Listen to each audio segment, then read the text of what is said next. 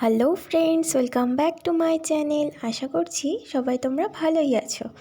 আজকে আমি তোমাদের মা সরস্বতী অয়েল প্যাস্টেলে কালার করে দেখাবো। আর এটা একজন আমার স্টুডেন্টের কাজ আর কি।